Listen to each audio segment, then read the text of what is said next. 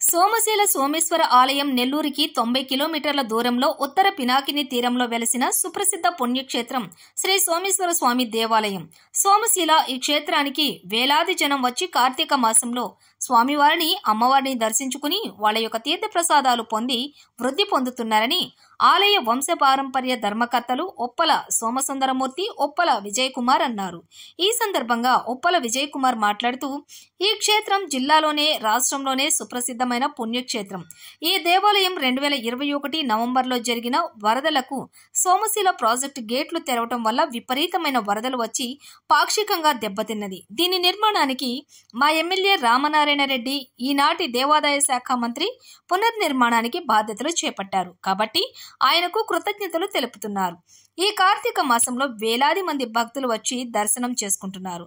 16వ తేదీ పీఠాధిపతులు పునర్శంకుస్థాపన చేశారు.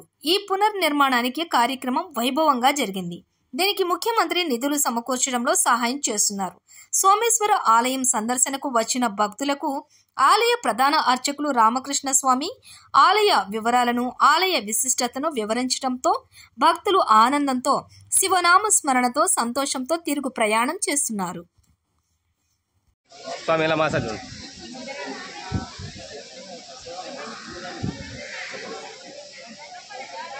నెల్లూరికి 90 కిలోమీటర్ల దూరంలో ఉత్తర పినాకిని తీరంలో వెలిసిన సుప్రసిద్ధ పుణ్యక్షేత్రము శ్రీ సోమేశ్వర దేవాలయం సోమశీల. ఈ క్షేత్రానికి కార్తీక మాసంలో శివరాత్రి సందర్భంగా వేలాది జనం వచ్చి స్వామివారిని, అమ్మవారిని దర్శనం చేసుకుని వాళ్ళ తీర్థ ప్రసాదాలు పొంది ముక్తి పొందుతున్నారు. ఈ క్షేత్రము జిల్లాలోనే, అసలు రాష్ట్రంలోని సుప్రసిద్ధమైన సోమశీల ప్రాజెక్టు గేట్లు తెరవడం వల్ల విపరీతమైన వరదలు వచ్చి పాక్షికంగా దెబ్బతినింది. దీని నిర్మాణానికి మా ఎమ్మెల్యే శ్రీ రామనారాయణ రెడ్డి గారు, ఈనాటి దేవాదాయ శాఖ మంత్రి పునర్నిర్మాణాన్ని చేపట్టడానికి బాధ్యతలు చేపట్టారు కాబట్టి ఆయనకి కృతజ్ఞతలు తెలుపుకుంటున్నాము. అలాగే ఈరోజు ఈ క్షేత్రాన్ని చాలామంది, ఈరోజు కార్తీక సోమవారం, 3వ సోమవారం వేలాది మంది భక్తులు వచ్చి దర్శనం చేసుకుంటున్నారు. నిన్న 16వ తేదీ శృంగేరి పీఠాధిపతులు వచ్చి పునర్నిర్మాణ శంకుస్థాపన చేశారు. దానికి కూడా వేలాది మంది జనాలు వచ్చారు, భక్తులు వచ్చారు.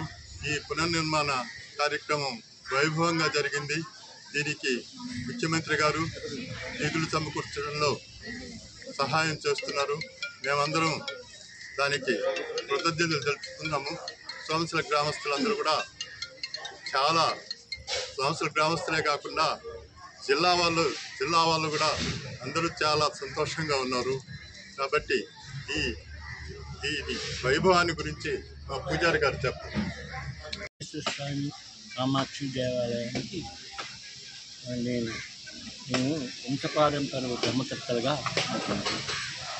ఈ మధ్యనే ఈ 21వ సంవత్సరం 2021 సంవత్సరం నవంబర్ నెలలో ఈ పన్నా గడిచినందువల్ల ఈ ప్రాజెక్టు కట్టిన రీటైనింగ్ వాళ్ళ నుంచి వాళ్ళ గేట్లన్నీ ఎత్తేసినందువల్ల వరద ప్రవాహం బాగా ముంచుకుని వచ్చి కామాక్షిదేవి ఆలయం కూడా చాలా దెబ్బతినిపోయింది.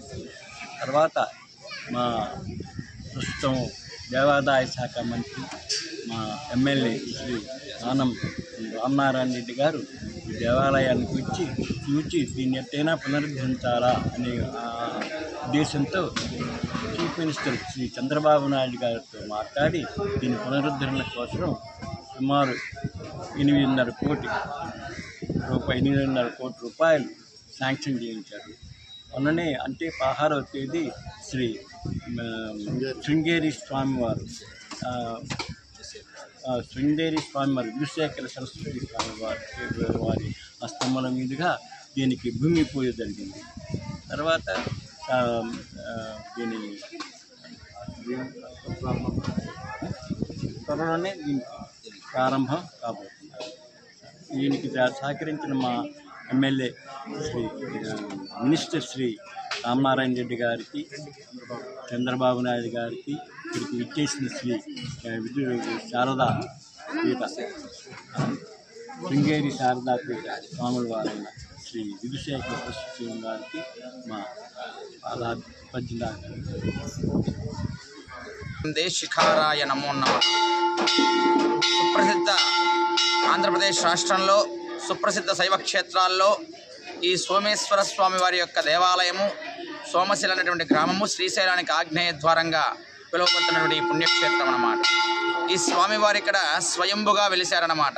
స్వయంభుగా అంటే ఎట్లా, ఏ విధంగా అంటే పూర్వం ఈ ప్రదేశం నుంచి 5 కిలోమీటర్ల వెనక స్థానంలో చంద్రగుప్త మహారాజుల వారి ఆస్థానం ఉండగా, ఆ స్థానంలో ఉన్నటువంటి గోవులన్నీ కూడా ఈ అరణ్యానికి మెతగా వచ్చేటివి. ఈ అరణ్యంలో స్వామివారు ఒక పెద్ద పుట్ట రూపంలో ఉండేవారు. ఆ అరణ్యంలో ఈ గోవులన్నీ కూడా మేత మేస్తూ, ఆ గోవుల్లో ఒక గోవు స్కందుడనే మహర్షి శాపం వలన ఆ శాపాన్ని విమోచనం చేసుకునే దాని కొరకు స్వామివారు పుట్ట రూపంలో ఉండగా ఆ పుట్టలో పాలిస్తూ పోతూ ఉంటుంది. పశువులకు ఆ ప్రథా ప్రకారం గోవులను తోలుకొని వస్తుంటారు, అరణ్యానికి వస్తుంటారు, మేత మేస్తూ ఉంటాయి, వెళ్ళిపోతూ ఉంటాయి. కొన్ని సంవత్సరాల తర్వాత ఆ గోవు దూడను ప్రసవిస్తుంది. కానీ దూడకు కూడా పాలు ఇవ్వకుండా ఆ గోవు పుట్టలోనే పాలిస్తుంటుంది. ఆ మంత్రి గారు గోశాలకు వచ్చి ఆ పశువులన్నింటినీ కూడా గోశాలకు వచ్చి గోవులన్నింటినీ కూడా గమనిస్తారు. అన్ని గోదూడలు గమనిస్తారు. కానీ ఈ గోదూడ మాత్రం తగ్గిపోయి ఉంటుంది అన్నమాట. తగ్గిపోయి ఉన్నదేమని చెప్పి మంత్రి గారు పశువుల కాపరిని అడిగేసరికి వెంటనే ఈరోజు గమనిస్తాను ఈ అరణ్యంలో అని చెప్పేసి పశువుల కాపరి ఆ గోవును మాత్రం గమనిస్తారు. గోవు పుట్టలో పాలు ఇవ్వడం చూస్తాడు.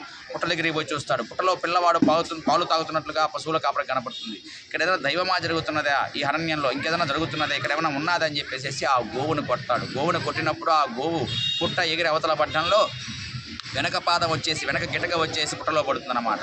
పిల్లవాడు పెద్దగా కేక వేసినట్లుగా శబ్దం వినిపిస్తుంది.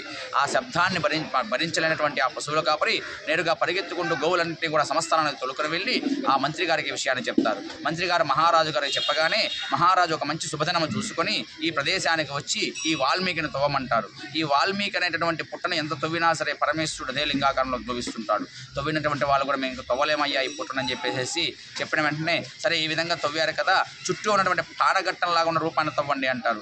ఆ విధంగా చుట్టూ ఉన్నటువంటి ప్రదేశాన్ని తవ్వబోతూ ఉండగా పరమేశ్వరుడి ఒక సన్యాసి రూపంలో ఈ క్షేత్రానికి వచ్చి ఆ మహారాజు గారికి తెలియజేస్తారు. ఓ మహారాజా, పూర్వం గురుపత్ని యాగంలో చంద్రుడు శాపగ్రస్తుడై ఆ శాపం అనేది ప్రతిరోజు కూడా చంద్రుడికి 64 కళ్ళు ఉంటే ఆ కళ్ళు తగ్గిపోతూ ఉండగా ఈ శాపాన్ని విముక్తి చేస్తారని చంద్రుడు దేవతల దగ్గర వెళ్తారు. అప్పుడు దేవతలు చెప్తారు, ఓ చంద్రాన్ని శాపం అనేది విముక్తి కలగాలంటే భూలోకంలో మునిపట్నం అనే ప్రదేశం ఉన్నది. ఆ మునిపట్నానికి వెళ్ళి నువ్వు పరమేశ్వరుడు గురించి తపస్సు చేసినట్లయితే నీ శాపాన్ని విముక్తి చేస్తారంటాడు. అప్పుడు పరమేశ్వరుడు పరలోకంలో నుంచి భూలోకంలోకి మునిపట్నం అనే ప్రదేశానికి వచ్చి ఈ ప్రదేశంలో కూర్చొని ఈశ్వరుడు గురించి గాఢంగా తపస్సు చేసిన తర్వాత పరమేశ్వరుడు కొన్ని సంవత్సరాల తర్వాత ప్రత్యక్షమయ్యి నీ శాపాన్ని విమోచనం చేశాను, నీకు ఎవరం కావాలో కోరుకో అంటాడు. అప్పుడు ఆ చంద్రభగవానుడు కోరుకుంటాడు, ఓ పరమేశ్వర, నా కోసం ఏదో ఒక యుగంలో నువ్వు ఇక్కడ వెలవాలి, ఏ సమయంలో అయినా ఇక్కడ వెలవాలి, నా యొక్క నామధేయం మీద వెలవాలని చెప్పేసి ఆ పరమేశ్వరుని కొడుతాడు. తదాస్తు అని చెప్పేసి పరమేశ్వరుడు అంతర్ధానం అవుతాడు. కాబట్టి ఓ మహారాజా, ఈయనకు సోమేశ్వరుడుగా నామకరణం చేయండి అయ్యా. సోముడు అంటే చంద్రుడు, చంద్రుడు యొక్క కోరిక మేరకు వెలిసినటువంటి పరమేశ్వరుడు కాబట్టి సోమేశ్వరుడుగా నామకరణం చేసి ఇదే విధంగా మీరు ఈ వాల్మీకిని తవ్విచ్చారు కాబట్టి ఈ వాల్మీకి తవ్వించేందుకు ప్రాయశ్చిత్తంగా ఇక్కడ గుడి నిర్మించండి అయ్యా అని చెప్పి చంద్రగుప్త మహారాజు తెలియజేస్తారు. ఈ గుడి నిర్మాణం ఇప్పటికి దాదాపు 12వ శతాబ్దం అన్నమాట. ఇప్పటికి కూడా ఈ వెలుగొండలలో సుప్రసిద్ధ శైవక్షేత్రంగా సోమశిల అనేటటువంటిది భక్తుల యొక్క కోరికలు తీరుస్తూ కార్తీక మాసంలో విశేషంగా సుదూర ప్రాంతాల నుంచి వచ్చేటువంటి భక్తులందరూ కూడా విశేషంగా స్వామివారి దర్శనం చేసుకుని స్వామివారి యొక్క వాళ్ళ ఇంటి దైవమై కులదైవంగా స్వామివారిని భావిస్తూ అందరూ కూడా వాళ్ళ మొక్కుబడులు తీర్చుకుంటూ స్వామివారిని కామాక్షి దేవిని మన సోమేశ్వరుని దర్శనం చేసుకుంటూ సంతోషంగా భక్తులందరూ కూడా ఈ కార్తీక మాసంలో విశేషంగా ఉపవాసాలు ఉంటూ దీపదానాలు చేస్తూ కార్తీక దీపాలు వెలిగిస్తూ ఈ శైవక్షేత్రంలో ఎంతో గొప్పగా ప్రాచీనమైనటువంటిది అన్నమాట. కాబట్టి ఈ దేవాలయాన్ని ఇప్పటికీ కూడా ఇంకా మీదట కూడా ఉప్పల వంశస్థులైనటువంటి ఉప్పల సోమసుందరమూర్తి గారు, అదేవిధంగా విజయకుమార్ శర్మ గారు వాళ్ళ యొక్క వంశస్థులు ఈ దేవాలయానికి ధర్మకర్తలుగా ఉంటూ ఆ యొక్క ఆలయ సంరక్షణ కూడా అంతా కూడా వాళ్ళు చూస్తూ పరీక్షిస్తూ ఈ దేవాలయానికి గొప్ప ప్రఖ్యాతి